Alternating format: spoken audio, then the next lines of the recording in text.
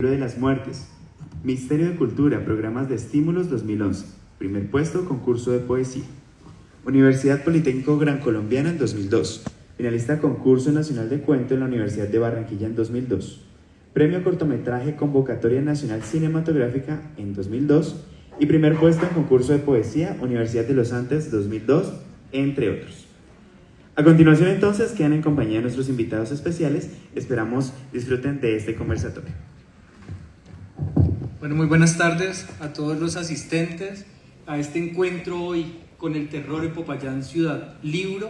Hoy con un gran invitado. Bienvenido a Popayán. Muchas gracias. La verdad, realmente para mí es un honor estar acá en Popayán.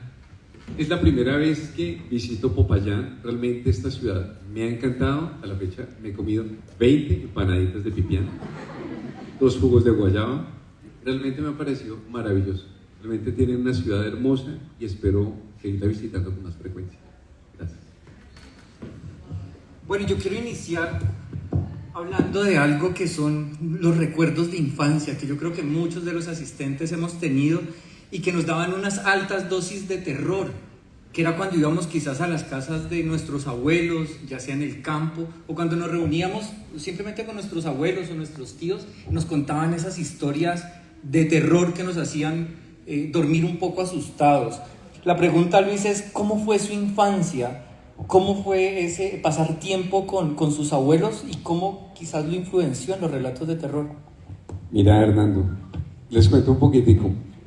Yo me crié con mi abuela Ana, con mi mamá y con 6 tías. Es decir, literalmente yo puedo decir que fui bendito entre mujeres. Realmente, ¿qué pasa con esto? Realmente en las mujeres está la narrativa. Cuando una mamá llega, no importa cuán cansada llegue del trabajo, y abre un libro y empieza, había una vez en una tierra muy lejana, ahí, en ese momento, está comenzando la civilización. Ese es el momento en que se construye una civilización. Es decir, toda nuestra narrativa es materna. Yo por eso escribo con mi apellido, materno, Suescún, porque es un homenaje no solamente a mi abuela, no solamente a mis tías, sino a toda la maternidad, a toda la feminidad, que es la base de la narrativa. Entonces, pues, mi abuela, como yo les decía, me contaba cuentos de miedo. Entonces todo el mundo le decía a mi abuela, no le vaya a contar cuentos al niño, no le cuentes al niño, lo va a atrofiar, lo va a asustar. Pero mi abuela siempre me contaba unos cuentos que sucedían todos en Yarumal. Mi abuela era antioqueña. Toda bruja, demonio, fantasma, monstruo tenía que suceder en Yarumal. Es decir, pregúntenle a mi abuela, ¿qué es más peligroso, Chernobyl o Yarumal? Yarumal, créeme. Realmente, porque obviamente siempre me hablaba de montañas llenas de brujas, de fantasmas, y ahí es donde de pronto quienes se han acercado a esta narrativa del eje cafetero, que son las huacas, las alforjas, todas esas historias realmente son muy interesantes porque ahí está toda esa narrativa a la cual también es como nuestro tesoro inmaterial como colombianos. Es decir, la pata sola, la bola de fuego, el hombre caimán, etcétera. Todo eso fue lo que nos dejó también la colonia. Y también tenemos que sentirnos profundamente orgullosos de ese material histórico, narrativo, al cual nosotros pertenecemos. Entonces, por eso, gran parte de esta trilogía de los relatos macabros se debe a esta narrativa que sucede en el eje cafetero, en Cali, en Bogotá, en Boyacá, etcétera, y ahora en Popayán. Bueno, qué interesante esto que nos cuentas. Aparte de esto que mencionas, quisiéramos saber de pronto referencias externas que hayas tenido, no sé, escritores que tal vez hayan influenciado un poco tu obra o sucesos, referencias de pronto externas que consideres importantes en tu obra literaria. Mira que a mí uno de los escritores que yo creo que más me ha impactado es Federico Nietzsche. Mi mamá era mamá soltera y eso define muchas cosas. Entonces, ¿qué pasa acá? Realmente muchos libros que mi mamá para esos momentos estudiaba en la Nacional de Filosofía, pues fueron los que yo terminé rayándole, ¿no? Entonces ahí están rayados los de Kant, los de Hegel, los de Kierkegaard. Entonces, obviamente para mí eso era muy curioso porque mi mamá me decía, hijo, sé cualquier cosa menos no seas un hombre religioso, siempre sé filosofía. Entonces a mí me gustaba mucho Federico Nietzsche pero con el tiempo me empezó a gustar mucho Jorge Luis Borges, William Shakespeare, y ahorita con el tiempo he empezado a entender mucho a George R. Martin, de Juego de Tronos, por supuesto. Bueno, Luis, antes de entrar a hablar sobre La semilla del vampiro, que es su primera obra, me gustaría conocer muy brevemente sobre su gusto por la biología y por los animales extraños. De hecho, hoy estuvo usted también hoy en el Museo Natural de acá. ¿Qué es ese gusto por la biología y por los animales extraños y si lo inspiran a la hora de escribir? Total. A propósito, estuve esta mañana, qué belleza, de verdad, el Museo de Historia Natural que hay en Popayán. Realmente me encantó. Realmente me pasé por todas las zonas y cada una me parecía igualmente maravillosa. Porque realmente a mí me gusta tanto la naturaleza. Porque realmente la naturaleza funciona sin necesidad del hombre, sin necesidad de nosotros como humanidad. Y creo que realmente ahí está su gran magia.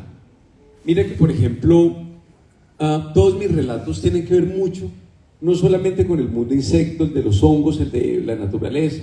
¿Por qué? Porque obviamente ahí recojo directa toda lo que es la influencia y toda la inspiración necesaria para un cuento de terror. Es decir, mis cuentos de terror evito que giren alrededor del ser humano mismo. No, nosotros solamente somos una brizna en el universo. Realmente el universo es mucho más interesante, más complejo, más rico que nosotros. Entonces, creo que, por ejemplo, a quienes les gusta el terror, Lovecraft, más allá de los mitos de Cthulhu, hizo algo maravilloso. Desde Galileo Galilei fue como decir, hey, es que el mundo no tiene que ser ni teocéntrico ni antropocéntrico. Sencillamente nosotros somos una raza que fluye con el resto del universo. Y ahí obviamente lo encara de una manera del terror, pero obviamente no se centra en el hombre como el centro del universo, que ese prácticamente es el primer gran error, porque obviamente comienza desde el machismo hasta la depredación ambiental, con ese pensamiento antropocentrista. Nosotros tenemos que ser humanistas, es decir, sin importar nuestra orientación sexual, sencillamente es fluir con el resto del universo y aceptarnos y aceptar a las demás especies. Por eso es que obviamente yo en gran parte me considero un naturalista dentro de la literatura. Bueno, y ya entrando en su obra, en La semilla del vampiro del año 2019, encontramos a un vampiro totalmente diferente a lo que nos tenía acostumbrados quizás la literatura inglesa del siglo XVIII y XIX. Por dar un ejemplo, El vampiro de John Polidori, que nos mostraba un vampiro aristócrata, un vampiro seductor, bebedor de sangre, o Carmila de Sheridan Le Fanu, que también nos contaba a través de su relato lésbico algo de romance y perversión, o Drácula de Bram Stoker, ¿no? Pero quisiéramos saber cómo son sus vampiros en este libro, en La semilla del vampiro, y también en otros relatos que usted tiene. ¿Cómo es la construcción del vampiro de Luis Suespun? Mira que por lo que vos me dices es muy cierto. A mí realmente el vampiro habitual es, por ejemplo, yo alguna vez veía la película Crepúsculo, donde ella le dice, ¿cuántos años tienes?, le pregunta a Bella, y el tipo dice, tengo 500 años, y está en quinto bachillerato con 500 años. Entonces, obviamente, realmente ese es el tema ¿cómo les digo?, del terror, que obviamente es muy europeo, muy americano, pero yo pienso que uno tiene que estar llamado a inventar sus propios terrores, sus propias fantasías. Y en La semilla del vampiro es un cruce entre lo que es una entidad vampírica con el cáncer, porque es que en realidad, básicamente, que en últimas, ¿qué es el cáncer? Es lo más vampírico que puede haber, porque no solamente se come tu sistema linfático, sanguíneo, sino tu impulso de vivir. Y eso obviamente también tú encuentras muchos ejemplos de vampirismo, por ejemplo en la naturaleza, las orquídeas. Si realmente no conozco nada más impactante de cómo puede sobrevivir algo tan bello como es una orquídea a partir de la savia de otro organismo. Entonces, para mí el tema del vampirismo, desde el piojo, la lamprea, realmente me parece que es mucho más interesante lo que sucede en la naturaleza que seguir pensando en un tipo con ojeras que parece que no has ayunado en 4 días y que siempre te tira la yugular. Creo que obviamente nosotros, el mundo, la naturaleza, nos muestra lo rica que puede llegar a ser. Entonces, obviamente, por ejemplo, acá en lo de La semilla del vampiro, pues nosotros encontramos un cruce en el cual no solamente es muy vegetal, sino que tiene un comportamiento claramente cancerígeno. Y se desarrolla, de hecho, aquí en Colombia. En Bogotá, sí, en Bogotá. De hecho, la historia, Tal vez la primera escena es un poco fuerte, es una mujer mutilándose de su ojo izquierdo, pero tiene un gran sentido. Ella es recolectora de flores y eso obviamente nos generaba como un contraste entre la dureza del trabajo de las mujeres que recolectan flores con respecto a la belleza paradisíaca de los campos de flores que hay en Cundinamarca, Boyacá, Bogotá, en toda nuestra Colombia, ¿sí? Entonces creo que eso generaba un ambiente florido, donde obviamente estos terrores, que no por diurnos eran menos terribles, antes por lo contrario. Creo que el gran impacto que ha generado esta novela es lo terrible que puede llegar a resultar este vampiro en ambientes luminosos. Creo que acá la luz, es como el caso de Rembrandt, nos saca a relucir con más intensidad la oscuridad. Bueno, Luis, continuando como por esta línea del terror, pero esta vez con un título un poquito más alejado de los vampiros, nos encontramos con La peste de los solitarios, ¿no? Una novela escrita en confinamiento, en la pandemia. Entonces, encontramos como violencia, reflexión, que transita como por los caminos de luz y de sombra, desarrollada en ciudades como Bogotá, Marsella, Francia, Dublín, bueno, Ciudad de México, entre otras. Va girando un poco como en torno a la ira, ¿no? Entonces yo quisiera saber como qué podríamos encontrar, sin hacer spoiler, en La peste de los solitarios. Mira, La peste de los solitarios, esa novela yo la escribí cuando había comenzado el confinamiento. Y realmente en esos momentos creo que todos veíamos la muerte de una manera muy cercana. La sentíamos, uno siempre ha sentido la muerte en otro país, en otro barrio, en otro mundo. Pero cuando tú la sientes, es que le pasó al de la calle al lado, es que el hijo de tal, es que mi primo, es que, etc. Es decir, cada vez ibas sintiendo como la muerte te iba rondando, ¿sí? Entonces, escribir La peste de los solitarios, yo la escribí en un lapso de 9, 15 días, porque en cierto modo también pensaba que iba a pasar algo terrible, ya fuera con mis papás, fuera conmigo mismo. Entonces, la verdad, sentía la urgencia de que así no quedaran listos los relatos macabros, por lo menos que quedara La peste de los solitarios. Inicialmente salió en PDF, donde nosotros tratábamos de cambiarla por donaciones para la Cruz Roja y para, obviamente, como por mercados para las personas que más lo necesitaran. Eso funcionó mucho, por ejemplo, en México, en Chile, en Argentina, y fue algo muy particular porque realmente, ahora sí ya respondiéndote a lo tuyo, La peste de los solitarios habla sobre la furia, la ira natural que nosotros tenemos como seres humanos y que a veces está pasiva y que se nos va desarrollando de la manera más simple. A todos ¿no les ha pasado que a veces como que el de al frente no va lo suficientemente rápido, alguien se demoró en el cajero, como que uno va sintiendo como un tic, como de bronca, como que algo está pasando? Yo digo que lamentablemente toda esa ira que nosotros tenemos viene acumulada no solamente de nosotros, sino de nuestros papás, nuestros abuelos, y prácticamente esto está casi grabado en nuestro ADN, que podría llegar casi hasta la guerra de los 1000 días, porque obviamente es algo que ya ese componente de furia ha quedado grabado entre nosotros. Entonces, ¿de qué trata la novela? ¿Qué pasaría si esos diques, si esas puertas que obviamente nos detuvieran la furia, por un momento se soltaran? Prácticamente tendríamos un terrible apocalipsis. Pero, ¿de qué habla esta novela? Habla de nuestra incapacidad de comunicarnos con el prójimo, y que en la muchedumbre, a veces, nosotros tenemos sobresaturada nuestra cabeza, cuando en realidad todas las respuestas que nosotros debiéramos tener están acá, en nuestro corazón. Eso debería ser como una catedral de silencio para nosotros. Y esa es la manera en la cual, sin hacer spoiler, prácticamente al final es como mostrar de que nosotros, dentro de la soledad, la distancia y el silencio, nos conectamos con nosotros mismos. En últimas, nos encontramos con, llámenlo Dios, llámenlo el origen, pero es nuestra manera de realmente ser humanos y alejarnos de esa muchedumbre de ruido que a veces tenemos en la cabeza. Bueno, y llegamos a sus consentidos, relatos macabros. Usted los tiene aquí junto a usted. Si gusta podemos mostrarlos. Relatos divididos en 3 tomos. relatos bastante interesantes. ¿Qué significa para usted estos relatos macabros y por qué los dividen en 3 tomos? Mira que es muy curioso porque, bueno, por ejemplo, tenemos acá cuando los niños se rompen, la casa de la bruja y el poseído bajo los árboles. En realidad esto es una declaración de intenciones respecto al género del terror, respecto al género de la fantasía, respecto al surrealismo, pero también es un homenaje, como lo decía al comienzo, a mis raíces maternas, donde están todos estos relatos. Acá en realidad hay 30 relatos de terror, donde obviamente trato de abordar todas las emociones y las intensidades de la humanidad con respecto a lo que viene a ser no solamente el terror, sino el horror y el pánico.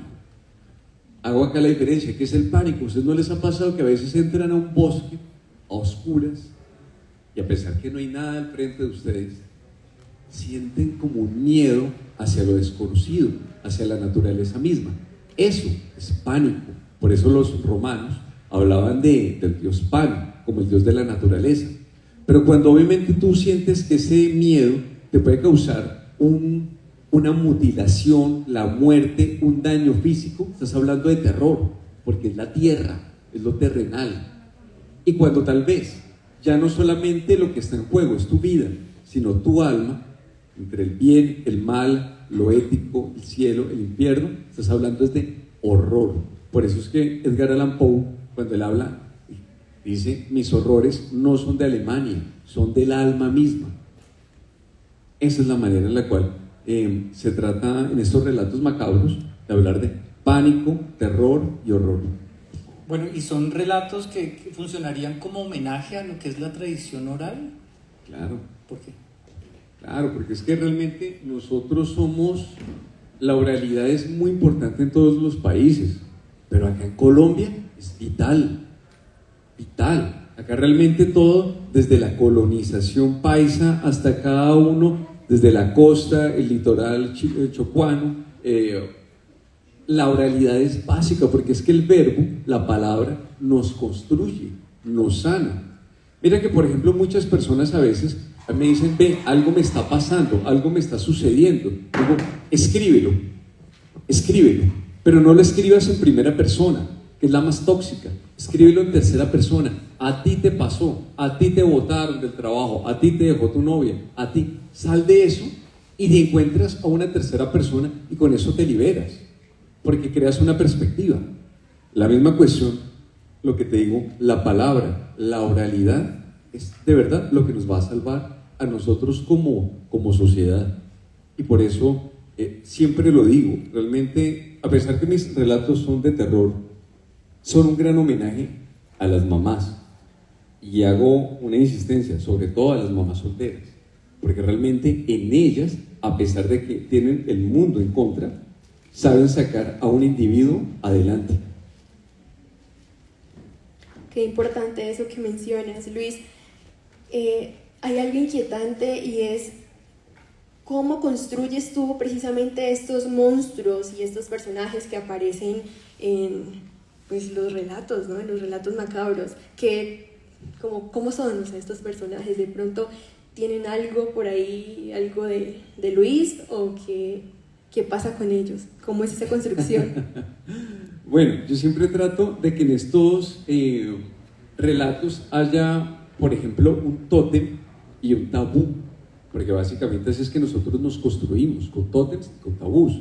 Entonces, por ejemplo, puede aparecer en un relato 2 hermanos peleando a muerte por cuál tienen el derecho de primogénito a devorar el cadáver de su padre. Entonces, ¿qué tenemos acá? Realmente tenemos un tabú, canibalismo, tenemos un tótem, progenitura, pero en realidad estamos hablando de Freud. Es decir, realmente cada relato, cada monstruo, como tú me lo dices, tiene que tener una morfología muy particular, pero también un significado, un significante, porque realmente eso es lo que hace que un monstruo perdure. Por ejemplo, cuando Mary Shelley, que es una de las grandes feministas y una de las grandes escritoras de nuestra época, ella cuando escribe sobre Frankenstein tiene una circunstancia muy personal. Ha perdido a su hijo, ha perdido a su esposo, a Percy. Entonces, en últimas, ella con ese dolor de que ha sufrido un aborto, empieza a contar un relato allá en las noches de Ginebra. Y resulta que ese relato está hablando de ella algo muy interesante, porque ella, en últimas, no es el monstruo, no. Ella está hablando de un nuevo Adán, pero un Adán hecho por pedazos. Entonces, fíjate que por eso es que nosotros, Frankenstein, obviamente, no me refiero al científico, sino al monstruo, que de hecho no tiene nombre dentro de la obra, porque es una manera también directa en la cual la novelista le dice es que tú no tienes por qué tener nombre, lo va a llamar la cosa, el monstruo, el engendro. Es decir, al quitarle el nombre le ha quitado todo, y eso lo hace mucho más fuerte aún, cuando tenemos que es una criatura hecha a partir de distintos cadáveres. Realmente es totalmente antagónico a la manera en la cual Yahvé crea al Adán. Por eso es que realmente el nombre original de Frankenstein se llamaba el Prometeo moderno. Y por eso es que Frankenstein, bueno, el engendro, el monstruo, siempre le está diciendo al científico: dame nombre, dame una esposa, significa. Es como, por ejemplo, lo que a muchos de nosotros a veces nos ha pasado, como uno le dice al papá: reconózcame, hágame sentir que yo, valídeme en la existencia. Ese es el principio del monstruo. Entonces, por eso es que, para responderte a ti, todo monstruo tiene un gran componente morfológico, pero también de significado.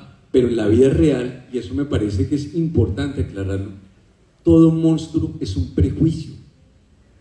Es que tú sientes de que es que el otro, no, es que el otro ama de una forma distinta a la mía, entonces te juzgo. Es que el otro viene a un país distinto al mío, te juzgo. El otro cree en un Dios o no cree en un Dios distinto al mío, te juzgo. Entonces, en últimas, nuestra cabeza está llena de monstruos. Entonces, por eso es que considero y espero que dentro de mi trabajo se sienta el ataque hacia los prejuicios, hacia el machismo, hacia la depredación ambiental, hacia el especismo, que en realidad eso es lo que nos hace monstruos de verdad. Bueno, en esta obra de terror de los relatos macabros encontramos también unas adaptaciones, ¿no? Adaptaciones, por ejemplo, de un cuento infantil que creo que crecimos con él, Pinocho, por ejemplo. Encontramos también La caída de la casa Usher de Edgar Allan Poe y Berenice. Cuéntanos, no sé, sobre el proceso de adaptación, como qué te llevó a querer hacerlo y cómo fue ese proceso. Captar cuentos como Pinocho, pero en algo de terror. ¿Cómo surge esta idea de adaptación? Mira que, por ejemplo, respondiéndote lo de Pinocho, yo sé que a veces parece infantil, pero en realidad poco o nada tiene infantil, porque en realidad estamos hablando es de un hombre de edad infértil, de que no ha podido tener un hijo, y le dice a la hada: quiero que este muñeco de madera, dale vida, necesito que tenga vida porque necesito una compañía. Y realmente estás hablando de un sentimiento que curiosamente no te lo podría entender un niño, te lo entiende un hombre. Cuando has llegado, pasada cierta edad, dice: hey, hubiera querido tener un hijo, no lo tuve. En ese momento estás viviendo la metáfora de Pinocho. En este caso, en mi relato, obviamente es un relato que quienes conozcan acá Bogotá saben que al lado de la Candelaria hay un barrio que se llama Belén.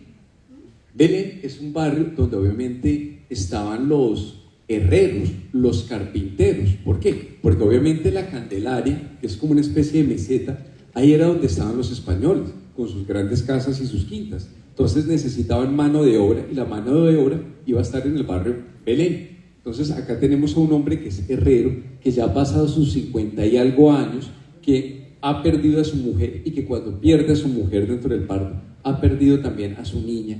Y alguna mañana él ya está dominado por la melancolía, por la tristeza, y él decide salir a caminar en las calles del barrio Belén, que son coloniales acá como en Popayán, y de pronto en una vitrina encuentra a una muñeca de plástico, pero son esas muñecas de plásticos que no son blancas, sino que sencillamente están un poquitico quemaditas, como que tienen plástico. Y de pronto dice: si mi hija tuviera 5 años, estuviera viva, sería parecida a esta muñeca campesina plástica. Y llega a la casa y sigue pensando en qué pasó con mi niña, cuántos años tendría mi niña, y al día siguiente va y compra la muñeca. Y empieza a crear una relación al comienzo dulce y luego al final tóxica. Tan tóxica que el día del cumpleaños de la muñeca está él comprándole una torta y están celebrando el cumpleaños de ella. Y cuando él le está leyendo los cuentos infantiles, llega el de Pinocho. Y en ese momento cae en cuenta que él es Gepetto, que él está sufriendo eso. Entonces lo único que le queda es: me estoy enloqueciendo. Y trata de rezar por todas las formas posibles que esa muñeca llegue a la vida, que viva. Y resulta que la muñeca no vive, no hay forma que viva.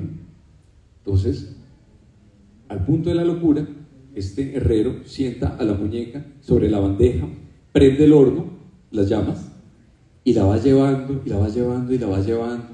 Y cuando por fin la muñeca está en el horno, al fin la muñeca abre la boca y dice: papá, a punto de derretirse.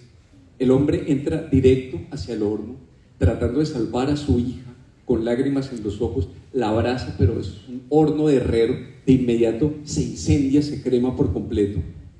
Y al día siguiente encuentra claramente los huesos del herrero, pero abrazado a los huesos de una niña de 6 años. Entonces, tenemos por ejemplo, un relato en el cual yo mismo me acabo de hacer spoiler, pero les aseguro que obviamente también tiene muchos detalles más.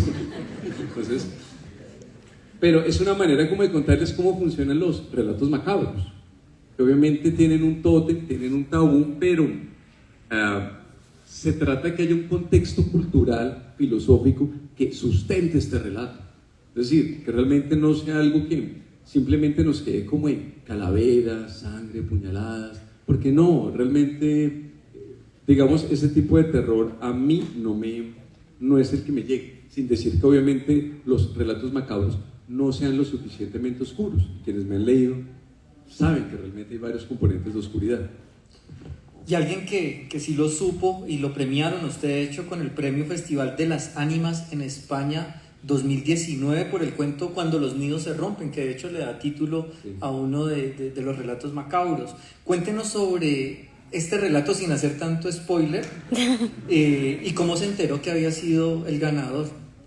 Eso fue la cosa más loca, porque realmente es un relato de vampiros, pero resulta que ese relato tiene la particularidad que lo puedes leer del inicio al final o del final al inicio. Es como un relato palíndromo, como diría.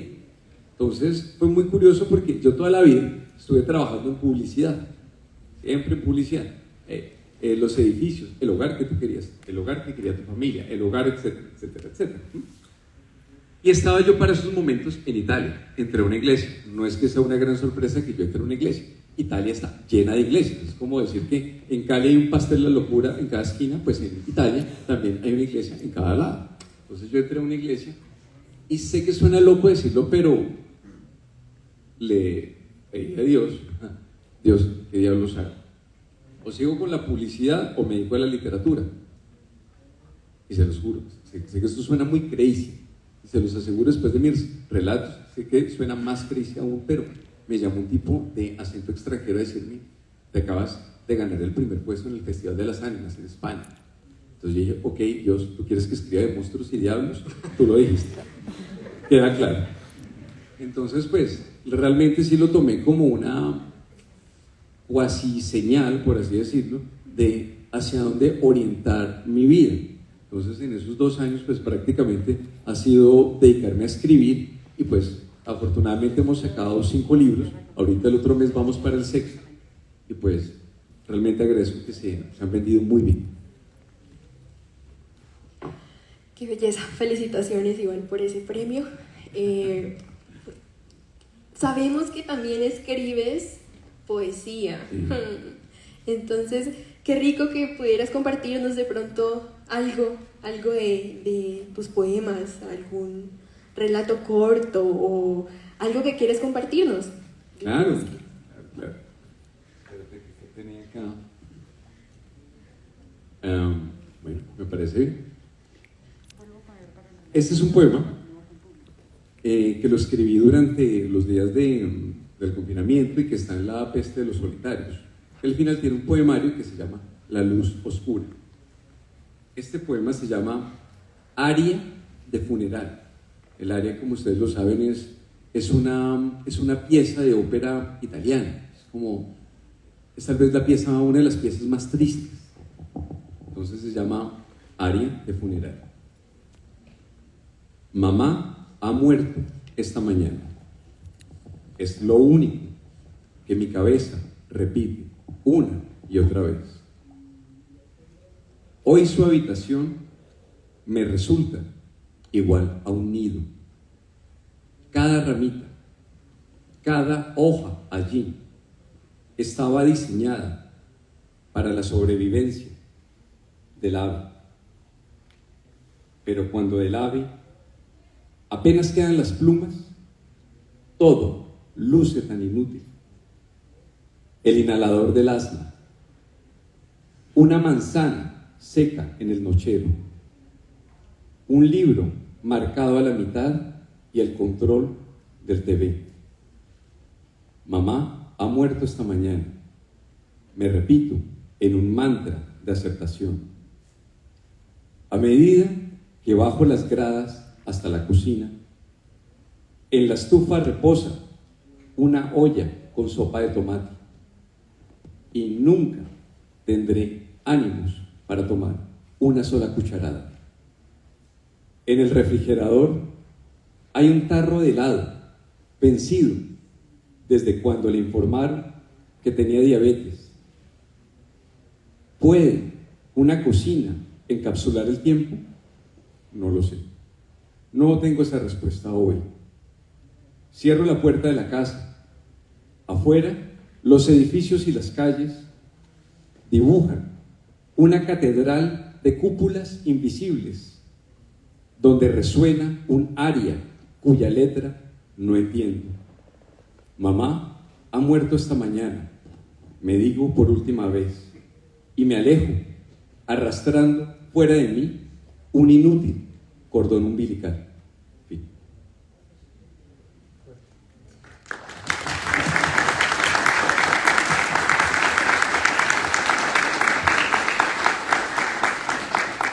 Yo quiero invitarlo, desgarrador y hermoso, invitarlo a que nos comparta otro. ¿Quieren otro? Bueno, este es un poema que la verdad a mí me parece que es muy necesario para las mujeres. ¿Por qué lo digo eso?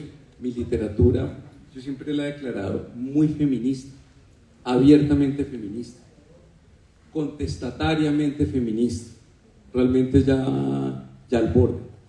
Entonces, este poema se llama Oda a una chica ahogada. Siempre hay una chica ahogada de palabras y muriendo por decir algo, en cualquier colegio, en cualquier matrimonio, en cualquier lugar. ¿Qué hace de una garganta una cárcel? Se pregunta la chica ahogada. ¿Qué hace de una lengua una mordaza? Se pregunta la chica ahogada. Pero las respuestas son tan firmes y huecas como catedrales.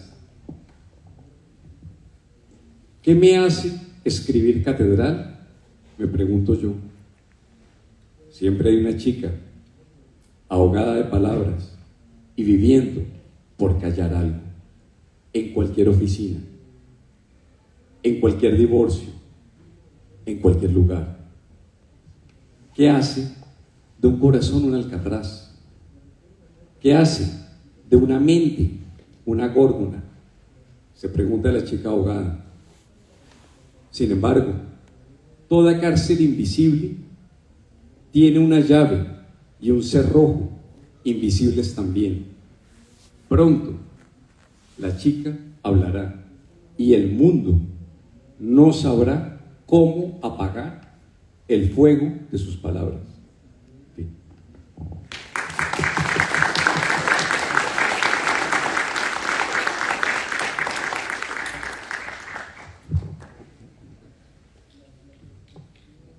qué belleza, nos encanta y nos conmueven tus poemas.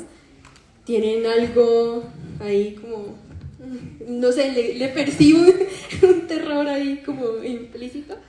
Si tienes, no sé, algún relato, algún cuento, algo que otro texto que nos quieras de pronto compartir. ¿A ustedes les gustaría otra pieza? Sí. Este poema se llama Poema a la hija que nunca quise tener. Los pájaros se disputan tu esqueleto de alpiste. Se han llevado hasta tu sombra. Las hormigas esconden tu corazón de azúcar. Tampoco quedaron tus gritos.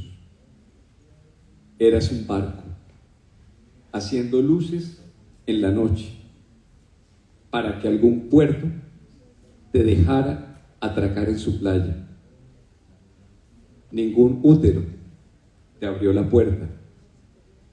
Mi niña, fantasma y azul, tiritando sin huesos bajo la lluvia. Y yo no quise darte mi sangre. El mundo es un lugar demasiado triste para invitar a alguien. Me repetí durante años. Pero, ¿cómo quisiera en este atardecer naranja ver tu sombra bajo un columpio? Tú, hoja de otoño, que no paras de mirar el vacío. Sí.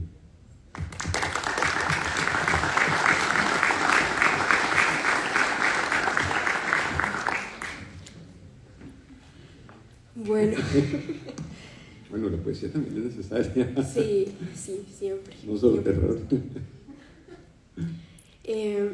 Bueno, lo que acabas de decir me lleva a pensar como en algo curioso y no sé, de pronto si lo tengas, algún ritual, algo que te lleve a ti a construir estos poemas, estos relatos, estos cuentos, no sé, algún ritual por ahí, algo.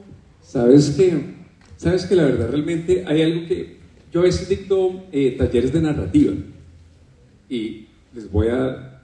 Este sí es un spoiler que me mata totalmente, ¿verdad? Les voy a contar básicamente cómo escribo un cuento. Lo primero es, tengo una idea en mi cabeza. Me creo que existe esta idea, porque es que un escritor solamente te puede contar verdades, nunca mentiras. Porque mira que, por ejemplo, cuando tu cuerpo dice mentiras, tu cuerpo está diseñado es para la verdad, no para la mentira. Entonces no importa que tú estés hablando de dragones, zombies, monstruos, el payaso, de It, lo que tú quieras, tiene que ser siempre una verdad para ti. Entonces esa idea la tienes que soñar, creértela siempre. Luego hago un guión, igual de cine.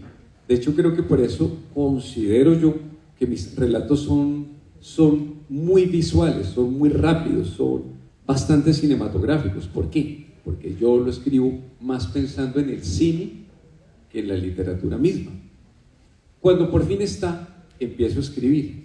Yo acá digo, yo pienso que los poetas y los pianistas se parecen por el oído, porque realmente al final uno escribe es por el oído, realmente qué te está sonando, si te gusta una palabra, si no te gusta la otra, etc. Y ya finalmente ya hago el ejercicio de leérmelo en voz alta, para que obviamente puedas construir la idea.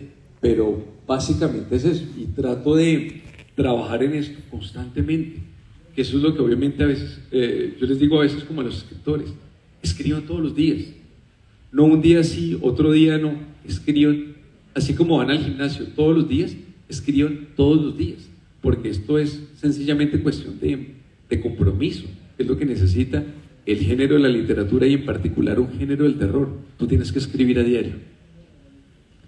Bueno, de hecho usted hoy estábamos hablando y me dijo, vi Popayán y me dieron ganas de escribir. De hecho escribí un relato corto ambientado en la ciudad de Popayán. ¿Cómo es la invitación a la gente que dice, bueno, yo quiero escribir, pero ¿cómo comienzo? Usted llegó a Popayán y dijo, cojamos de esto, cojamos de lo otro. ¿Cómo es ese proceso creativo? ¿Vas caminando? Yo creo que hay muchas cosas. A ver, les voy a contar una cosa muy curiosa. Esta es la primera vez que vengo a Popayán. Yo no sabía que las calles fueran tan largas. Realmente es una cuadra donde obviamente yo iba con Victoria y Victoria me decía, es que el Waze sigue por acá a la izquierda. Ay, nos perdimos. Ese nos perdimos significa 20 minutos de regreso, porque realmente, de verdad, yo decía, esta cuadra está muy larga, esto no vamos a llegar. Y yo le decía, no, ubiquémonos. Donde dice empanaditas de Pipián hay empanaditas de Pipián 2 veces en una cuadra. Entonces, pues, obviamente, pienso que, por ejemplo, en este caso fue como no conozco esta ciudad, me encanta la belleza de esta ciudad, me encanta el clima, me encanta la vegetación. Entonces, en últimas, es un acto de rendición. Tú siempre te tienes que rendir ante la belleza, ante lo que te gusta. Entonces, la verdad, como te digo, la ciudad me encantó. La verdad, no había escrito nada alrededor de Popayán, para ser honesto. Y ayer escuché como a alguien decirle a un escritor, hey, me encantaría que hubiera algo sobre Popayán. Y dijo, miraremos, ¿sí? Entonces dije, bueno, de pronto sería chévere escribir algo de Popayán, ¿no? Y dije, bueno, Victoria, vamos a almorzar. Y dije, dame una hora, abro el portátil y comienzo a escribir. Realmente, pues lo que te envié a ti, porque tú eres el único que la ve, realmente es un relato pues sin corregir, sin revisar, sin absolutamente nada, pero es un ejercicio de demo. Y de terror además, en Popayán. Y de terror en Popayán. Bueno, sus historias tienen, usted decía ahorita, un lenguaje muy cinematográfico, ¿no? ¿Qué opina de las adaptaciones literarias al cine de terror? Por ejemplo, Stephen King escribe y al siguiente año hay película. ¿Qué opina de este tipo de las adaptaciones de la literatura al cine? Yo pienso que son dos productos distintos y que se tienen que juzgar cada uno con sus propias reglas. Es decir, a mí no me parece que un libro sea un inacabado hasta que no se vea en la pantalla. No, un libro ha sido terminado per se. Al igual que una película puede ser mejor o indiferente al libro. Hagamos en muchas películas que son maravillosas y no tienen que ver, no están relacionadas con un libro, están relacionadas con un guión. Y la manera de escribir un guión es totalmente distinta a la de un libro. Al menos conscientemente lo tienen que hacer. Vamos, yo también, como te decía, conscientemente, muchos de mis relatos, por no decir que pues todos, tienen una lógica de guión, pero realmente son productos distintos y con lógicas distintas. ¿Te ha influenciado alguna película a la hora de escribir algún relato? Sabes que a mí me influencia un poco más, como lo que les decía, la naturaleza y el arte. A mí me gusta mucho el arte. Yo pienso mucho en el surrealismo. Es decir, si a mí me dijeran, defínase como algo, yo me definiría como surrealista, porque realmente amo el surrealismo. Magritte, Breton, Dalí, Frida Kahlo, que a pesar que nunca se consideró surrealista, porque realmente el surrealismo es un asalto, es una invasión hacia la lógica. Y la verdad creo que nada más surrealista que el terror. Prácticamente estoy pensándolo como desde el punto de vista de Luis Buñuel. Entonces, pues, realmente más que el cine, puedo decir que lo que sí me influencia claramente el surrealismo. Obviamente no en la poesía, pero sí en la construcción de los relatos. Bueno, y de esas creaciones literarias, de los espectros, de los monstruos, de los demonios, las brujas, los vampiros, ¿cuál creerías que se parece más a ti? A mí. Ay, Dios, esa pregunta no la había venido. A mí. Buen punto, ¿es? No te sé. Ay, Dios, ¿qué te dijera yo? A ver. No sé. A ver, yo siento que yo me acerco un poco más a mi vida dentro de la poesía. Pero dentro de la narrativa hay muchos elementos con los cuales yo a veces estoy como, digamos, yo como escribo tanta literatura de terror, generalmente tan oscura, tan siniestra, trato de tener como un muro entre lo que escribo y lo que es mi vida personal. porque realmente pienso que no tener ese muro, no tener ese dique, sería el principio de la locura. Yo, por ejemplo, pienso mucho en tu amadísimo Edgar Allan Poe. Edgar Allan Poe, él era su obra, él era el hombre mismo, él lo que escribía era él mismo, y por eso en últimas, la verdad, realmente, él termina siendo consumido como si fuera un personaje más de él, termina él prácticamente ebrio, con ropas de mujer, abandonado, casi siendo un NN, y en realidad no era así, realmente su vida no fue así. Y yo digo, es importante uno, sobre todo, y lo digo para los artistas que hay acá, los escritores, tengan un muro entre lo que escriben y lo que son. Ustedes no son su obra, y eso les da mucha libertad también en los temas, donde realmente pueden abordar muchos temas sin necesidad de que los hayan vivido, sin necesidad de que los tengan que experimentar. Es decir, pueden escribir sobre desde un drogadicto terrible, pero no tiene que ser esa su vida. Eso es algo muy importante, tener como esa gran diferencia. Luis, ya estamos en tiempos muy modernos donde las personas quizás no se asustan con facilidad. ¿Qué produce terror en la actualidad a nivel literario? Yo pienso que los terrores han cambiado mucho. Pienso que ahorita, por ejemplo, cuando ustedes piensan en qué les da miedo, pienso que obviamente ya hablar de un Pennywise, un Freddy Krueger del cine o un Lovecraft, creo que eso ya no es lo que puede causar miedo. Creo que lo que causa miedo es sobrepoblación, es ver un oso polar andando en un casquete de hielo como si fuera una orca. Creo que da más miedo el tema del cáncer, que encuentras una peca que no tenías y ya eso te da miedo frente al espejo, te da miedo quedarte sin dinero.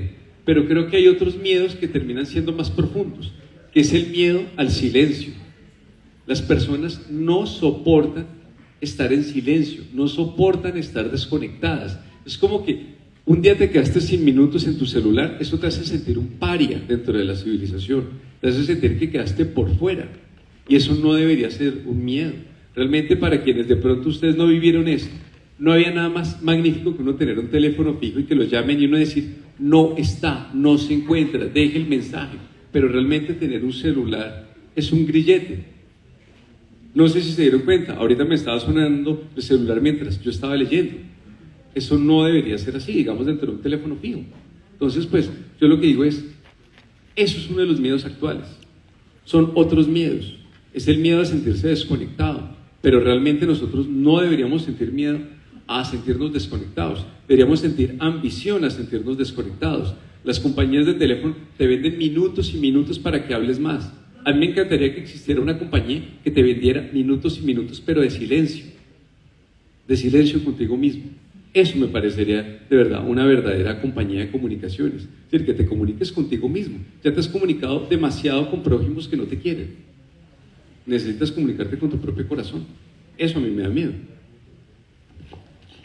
No sé si los asistentes tienen alguna pregunta que quieran hacerle al escritor. Bueno, mi nombre es Berta Lucía Estrada. Hola, Berta Lucía.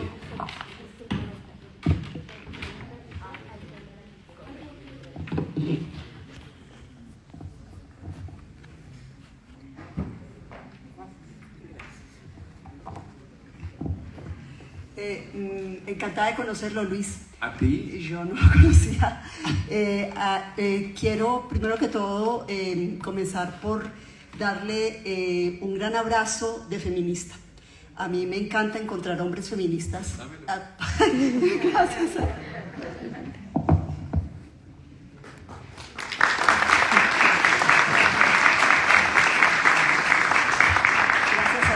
Gracias a ti.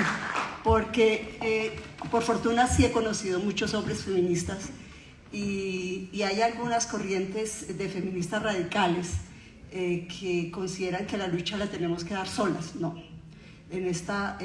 nosotros en la humanidad estamos hechos de hombres y mujeres y de otros géneros que por fortuna hoy estamos reconociendo, y la única forma como el feminismo puede salir adelante es si todos nos damos la mano. pero no nos podemos dar la espalda.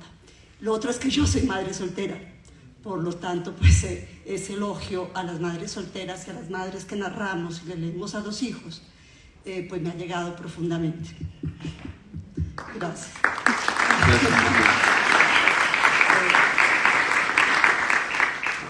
Y ya que me aplauden, pues quiero decirles que ese embarazo no fue un producto de un accidente, como la gente lo llama, sino pues porque lo busqué y lo quise tener. Bien, el otro es que yo también crecí con cuentos de horror. En mi caso eran de dos partes. Una parte mi abuelo, en las frías noches del páramo, y las empleadas del servicio de mi casa. Por lo tanto, pues yo crecí con esa narración oral que para mí ha sido supremamente importante. Yo considero que lo más importante que hay antes que la letra es la oralidad. Y como decías tú, eso nos va a salvar como sociedad. Esa es la memoria, somos cherezadas y tú eres una cherezada. Pablo Neruda decía que hasta las piedras conocían su voz. Y yo pienso que un narrador o un poeta es ese poeta, el que las piedras reconocen la voz del poeta o del narrador. Y para llegar a esto sí te voy a hacer una pequeña corrección con respecto a la Madremonte, a la Patasola, a esas leyendas maravillosas de las que tú te nutriste y de las que yo me nutrí. No son de la colonia. Las leyendas son muy anteriores, vienen desde los pueblos originarios. Hay una escritora nicaragüense que se llama Milagros Palma, hoy en día es editora, ella vive en París, ella es editora de mujeres en París. Ella vivió mucho tiempo acá en Colombia y ella escribió precisamente algunos libros sobre La Llorona, la Patasola, y pues te cuento eso, ¿no? Que como cosa rara yo vine a saber de eso a través de una persona extranjera que había pasado por Colombia. Entonces eso te lo quería contar y bravo, yo te felicito por el camino que estás haciendo y tienes todo un horizonte por delante. Bravo. Muchas gracias, querido. Gracias. ¿Alguien tiene otra pregunta?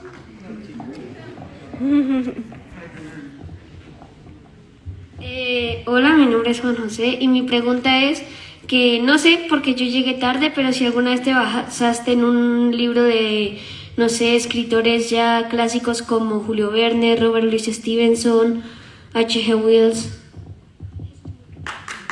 Bien. ¿Otra pregunta?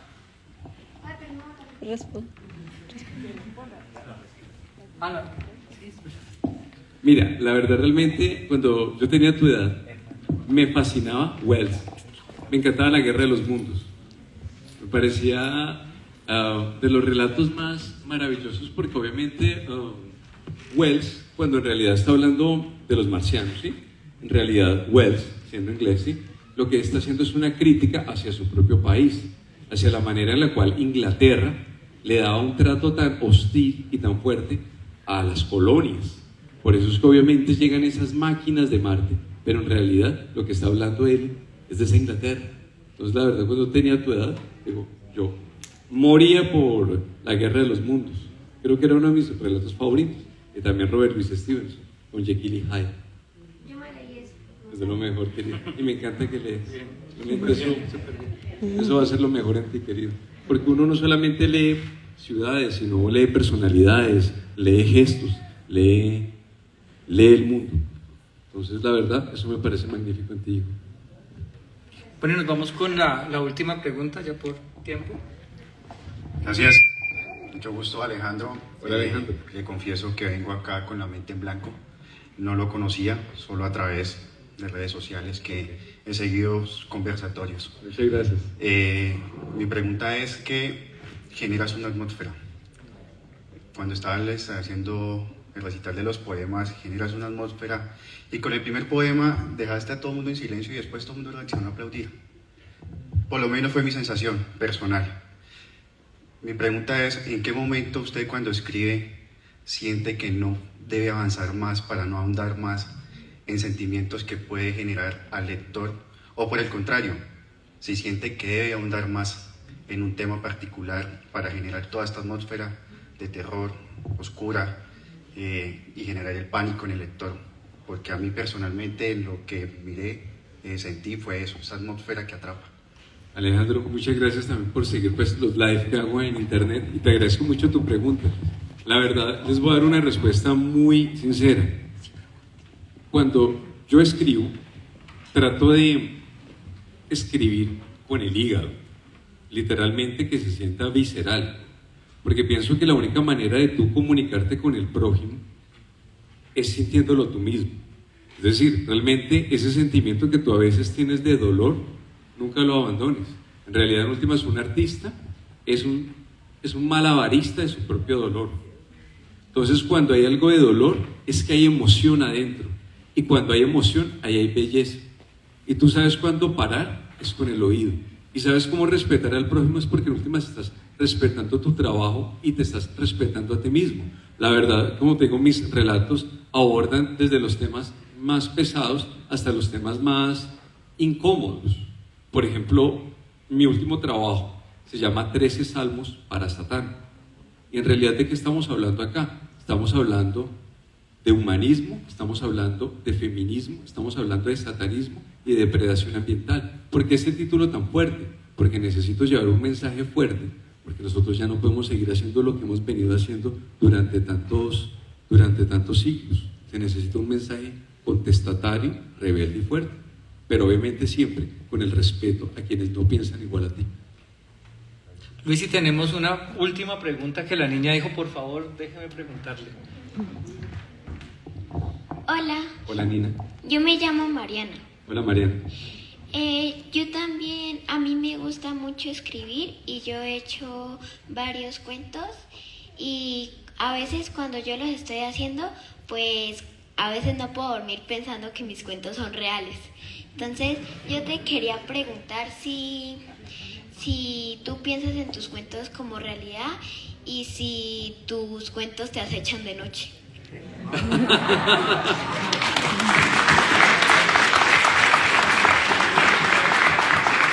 Ah, muñequita bella. Bueno, primero que todo me encanta que escribas cuentos. Dos, no me gusta tanto que te asusten, porque no te deberían de asustar. En realidad, no, realmente cuando llega la noche, a ver, yo escribo cuentos de terror, mis cuentos son siniestros, pero mi vida es absurdamente feliz. A mí me gusta cultivar flores, me gusta cocinar, me gusta tengo mi perrito, tengo mi vida con Victoria, realmente tengo una vida insospechadamente feliz para escribir relatos de terror. A mí alguna vez en una entrevista me decían, ¿tú cómo te describes? Yo, un tipo muy feliz que escribe de pesadillas. Y es por la razón que obviamente trato que lo que yo escribo no se involucre conmigo. Es decir, sencillamente es un mensaje, pero en últimas yo no debo dejarme llevar por mis propios monstruos. En últimas, mira por ejemplo este efecto. Yo muevo mi brazo, en realidad estoy moviendo mi sombra. Tú tienes que abrazar tus sombras y tienes que abrazar tus luces, porque eso eres. No solamente lo bueno, sino también lo malo y lo feo. Y tienes que abrazarte en toda tu humanidad. Bueno, gracias. A ti, querida. Yo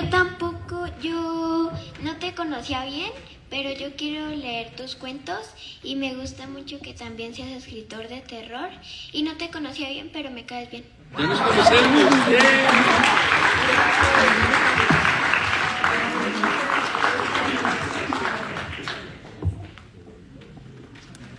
¡Bien! Niños. Bueno, menos mal entonces. De esta manera agradecemos a Me Luis encanta esta Acescon. Muchísimas gracias, maestro, por estar aquí en Popayán Ciudad Libro. Esta siempre será su casa. También agradecemos a Hernando y a Laura por presidir este conversatorio. Un fuerte aplauso, por favor.